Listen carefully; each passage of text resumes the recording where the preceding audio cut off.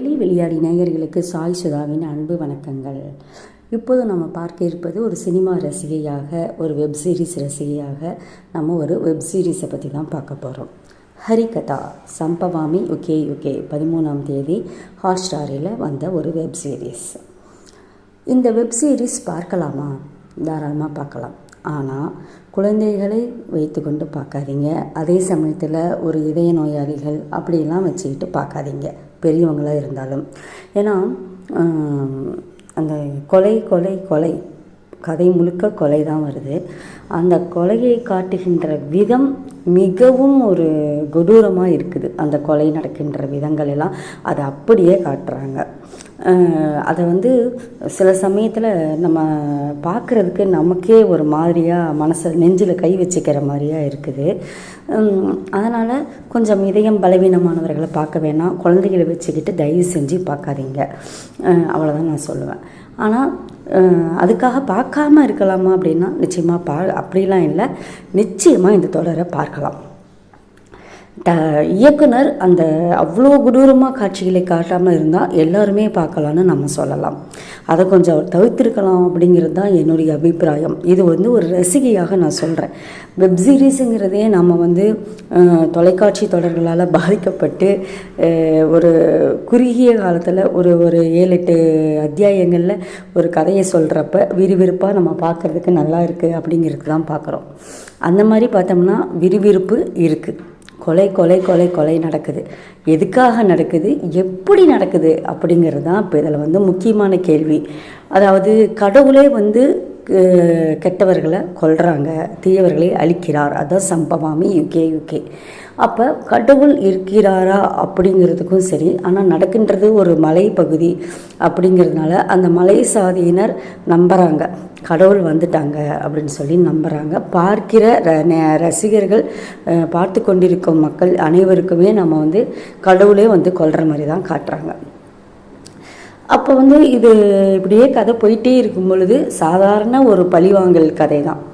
அதுலேயும் முக்கியமாக எதுக்காக பழி வாங்கிறதுனா பாலியல் பிரச்சனை தான்.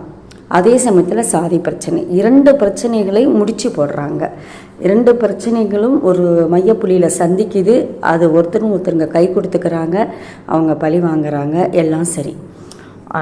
இதில் கடைசியில் கொண்டு வந்திருக்கிற கிளைமாக்ஸ் தான் அருமைன்னு நான் சொல்லுவேன்.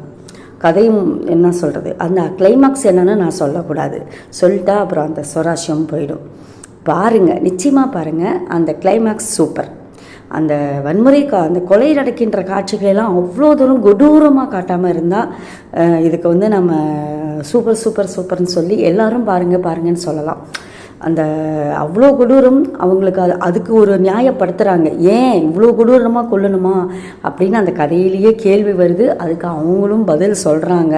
இருந்தாலும் ஒரு ரசிகையாக ஏற்கனவே இன்றைய காலகட்டத்தில் கொலைகள் எல்லாம் பெருகிவிட்ட காலகட்டத்தில் நாம் அதை ஏற்றுக்கொள்ளக்கூடிய மனநிலைமையில் நாம் இல்லை. மற்றபடி கதை அருமையாக இருக்கின்றது. அவங்க அதை சொல்கிறக்கூடிய காரணமும் ஏற்றுக்கொள்ளக்கூடியதாக இருக்குது. அதை செய்கின்ற விதமும் நன்றாக இருக்கின்றது. கடைசியில் வருகின்ற ஒரு திருப்பம் எதிர்பாராத ஒரு திருப்பமாக இருக்கின்றது. அந்த கை கோத்துக்கிறாங்க பார்த்தீங்களா பாதிக்கப்பட்டவங்கெல்லாம், அது என்ன சொல்கிறது, அது நியாயப்படுத்தவும் முடியாது. ஆனால் அது அவங்களுடைய பக்கத்தில் இருந்து பார்த்தா தான் நம்ம அது சொல்லலாம். ஆனால் எப்பேற்பட்ட கொலைகாரனும் அவங்க பக்கத்துக்கு ஒரு நியாயத்தை சொல்லுவான் அப்படின்னும் ஒரு பழமொழி, நமக்கு ஒரு சொற்றொடர் இருக்கின்றது. நம்ம அப்படி ஒரேடியாக அலட்சியப்படுத்தவும் முடியாத நிலைமையில் இருக்கின்றோம். இந்த கதையை ஒரு முழுக்க இதுக்கு என்ன தாங்க நீங்கள் சொல்கிறீங்கன்னு பார்த்தா நிச்சயமாக இதை தவற விடாதீங்க, பார்க்கலாம். ஆனால் இயக்குனருக்கு இந்த கருத்துக்களை கோரிக்கைகளாக நாங்கள் வைக்கிறோம். நீங்கள் ஒருவேளை அடுத்த தொடர் எடுத்தீங்க அப்படின்னா நீங்கள் இதையெல்லாம் கொஞ்சம் மனசில் வச்சுக்கிங்க அப்படின்னு சொல்லி, எங்கள் சின்ன இதயம் தாங்க மாட்டேங்குது அப்படின்னு சொல்லி நான் நிறைவு செஞ்சுக்கிறேன். நீங்கள் எல்லாம் பார்த்துட்டீங்களா? இனிமேல் பார்த்தீங்க அப்படின்னா இது எப்படி இருந்துச்சு, உங்கள் மனசுக்கு நீங்கள் எப்படி ஃபீல் பண்ணுறீங்க ஒரு ரசிகையாக அப்படின்னு சொல்லிட்டு, ஒரு ரசிகராகன்னு சொல்லிட்டு கமெண்ட் பாக்ஸில் சொல்லுங்கள். மீண்டும் அடுத்த பதிவில் உங்களை சந்திக்கும் வரை உங்களிடமிருந்து விடைபெறுவது உங்கள் சாய் சுதா. நன்றி, வணக்கம்.